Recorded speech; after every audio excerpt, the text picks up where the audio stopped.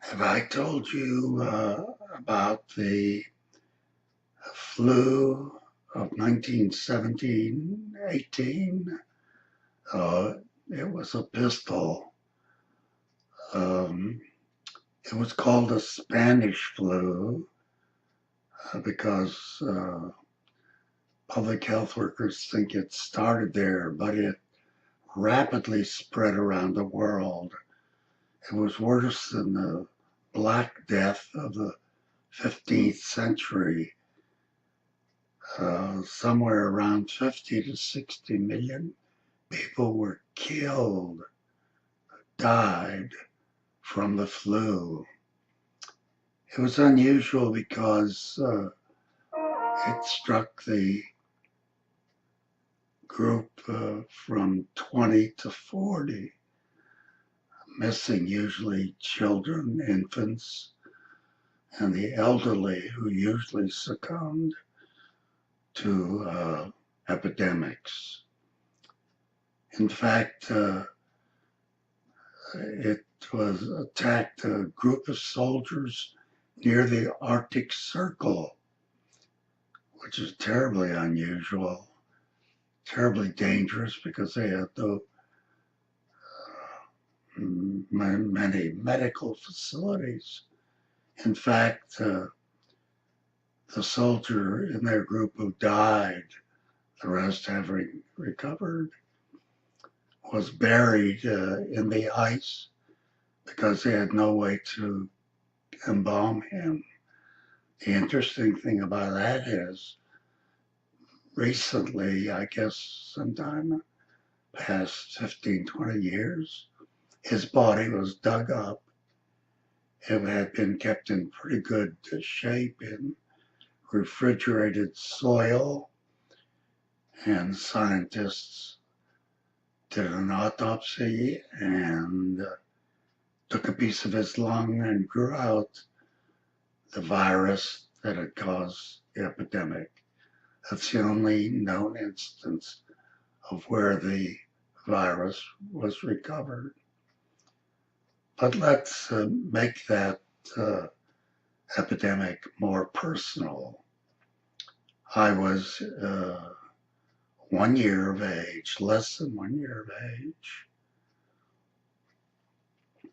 when I became listless, refused to eat, did not seem happy, did not respond to family gestures, and the family knew I was sick because the town of Alicante was one of those, like many others, that have been attacked by the epidemic.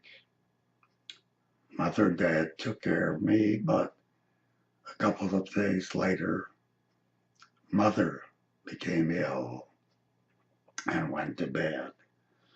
Dad needed help taking care of both of us, so he called Bobby in Pittsburgh. She took a bus and came to the house and began help with feeding, washing clothes, and tending to whatever could be done. She then became ill. So as Dad reports in his autobiography, his oral history, here he had his hands full. He called Dr. Stevens, a family physician who, of course, was very busy taking care of so many people in Woodlawn.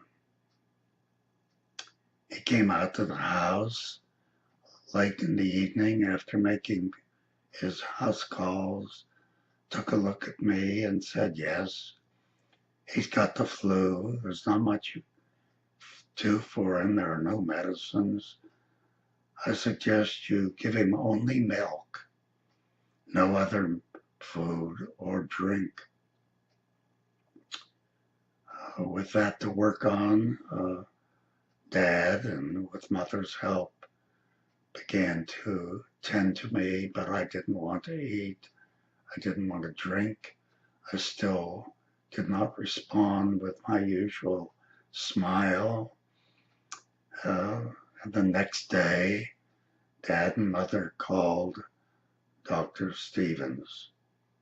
Dr. Stevens had no recommendations except to say, if he's not better tomorrow, I suggest you take him to a specialist in Pittsburgh.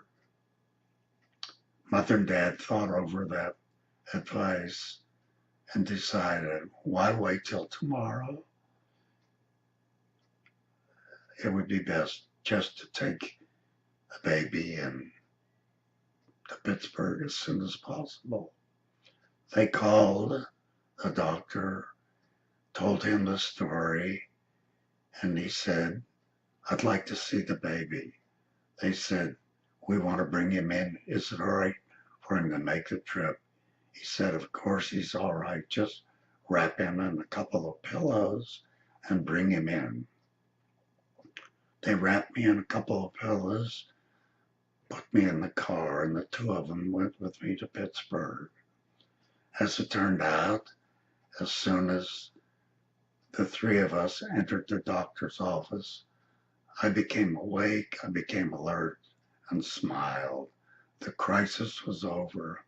The family returned home with great happiness.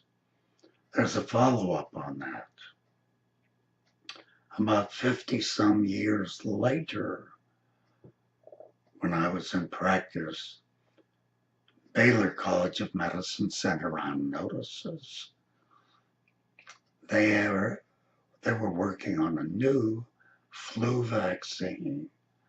As you know, flu vaccines had to be made every year because the flu bug changed every year. They asked for volunteers to the new vaccine they were working on. I thought I would do my duty to my community and my College of Medicine. So I went over and lined up to be tested. They said, first, we want to draw blood on you to see what flu bug you've been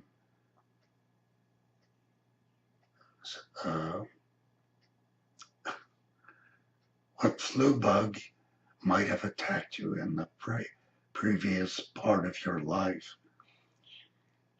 Within a week, I got a message by mail of all the flu antibodies they had found in my system.